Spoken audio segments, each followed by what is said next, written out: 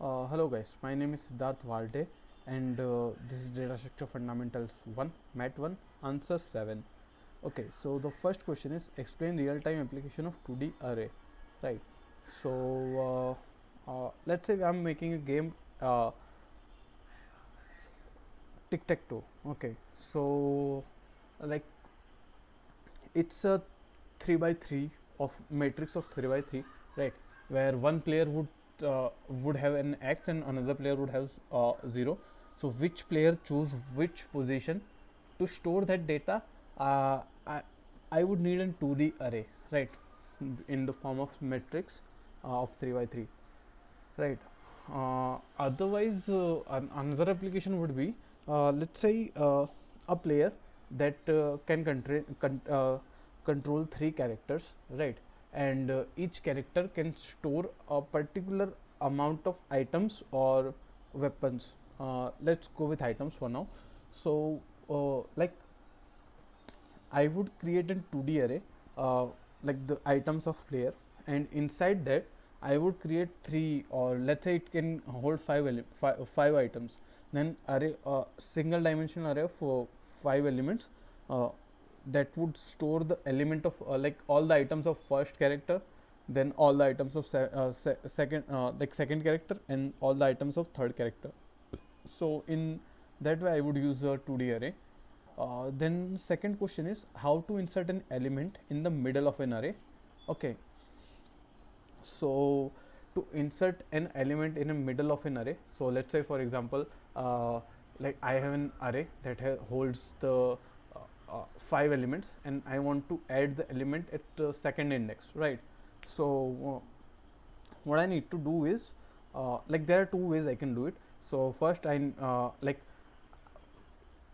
it's in a very simple way. What I need to do is, the position uh, from where I need to enter the new element, from that position to the last position I need to shift all the elements one, like increase their index by one. Okay, so for example, let's say I want to add it second element, right? So the value, the element at second index would go at third index, then the value element at third index would go on fourth index, and like I need to shift them right, the entire array I need to shift right by one element, right. And then at after that, at the last in like the not at the last, at that particular index where I want to, like at the middle of the array, I can insert that element, right. So like there are two ways of doing it. Let's say for example, here I would shift entire array right. uh, so to do that, let's say I would need a new variable, variable x, where there then I would say store the value of second element, and then the new the value of new element would be stored at second.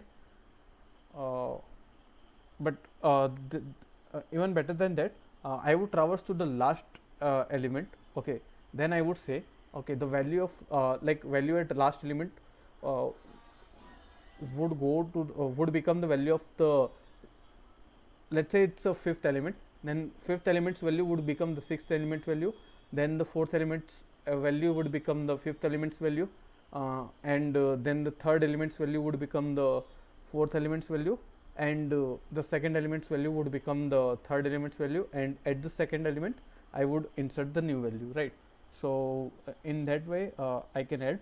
Then the third question is how to find the reverse of a string. Okay, there can be two ways. First one would be I can create a new string that would store the reverse of a current string, and I would traverse from last element to the first element, and I would store all the elements one by one, right. So 10, 9, 8, 8, 7, 6, 4, 5, 3, 2, 1, and 0 kind of thing. And there is another alternative where I would say that I would hold the two variables, first element and the last element, and I would check for the condition where I say my last element, uh, like until my last element is greater than the first element's in first element's value, I would like swap the values, right? So let's say for example there are 7 elements. Okay, so the first element would be 0 and the last element would at index 6. So I would swap their values. Okay, so 0th value would go at the 6th position and 6th position's value would go at the 0th. Okay, right. Then I would say 5 and 1 would be swapped. Then 2 and yes, 5 and 1, or 2 and 4 would be swapped. Then like there is 3, right? And when I reach the 3, the condition is no longer true. The my last element value is 3, and it is not greater than the value of first element, right? Because the first element's value is also 3. So then the loop would be broken. And let's say it has an 8 element. So like 0 and 7, then 1 and 6, then 2 and 5, then 3 and 4, and then I would say 4 and 3, right? But the again the condition would go false, so it will break out of the loop. So that's how I can change. Thank you.